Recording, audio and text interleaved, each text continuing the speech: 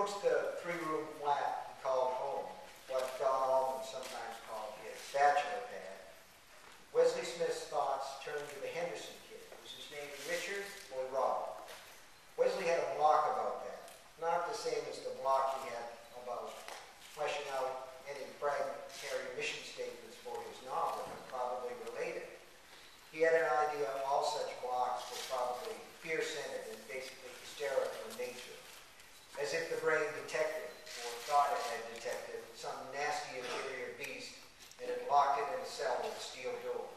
You could hear it thumping and jumping in there like a rabid raccoon that invited approach, but you couldn't see it. The Henderson kid was on the football team, a noseback or a point guard or some such thing, and while he was as horrible on the gridiron as any of the more meerkats, he was a nice kid and a fairly good student.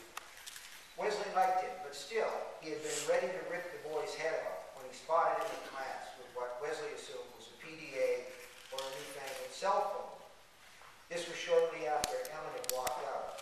In those early days of the breakup, Wesley often found himself at 3 in the morning, pulling some literary comfort food down from the shelf, usually his old friends Jack Aubrey and Stephen Matchery, their adventures recounted by Patrick O'Brien.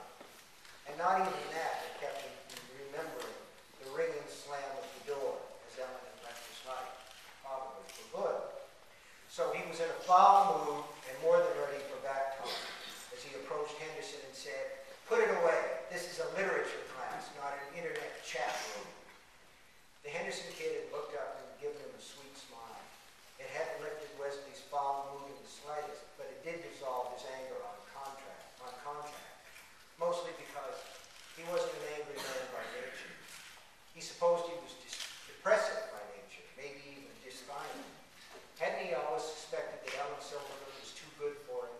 Hadn't he known in his heart of hearts that the door slam had been waiting for him from the very beginning? When he'd spent the evening talking to her at a boring faculty party, Ellen played like a girl. He played like a loser. He couldn't even stay mad at a student who was goofing with his pocket computer or Nintendo or whatever it was in class. "It's the assignment, Mr. Smith," the Henderson kid had said. On his forehead was a large purple bruise from his last outing in Meerkat Blue. "It's Paul's case. Look." The kid turned the gadget so Wesley could see it. It was a flat white panel, rectangular, less than half an inch thick. At the top was Amazon Kindle and the smile logo Wesley knew well. He was not entirely computer illiterate himself and had ordered books from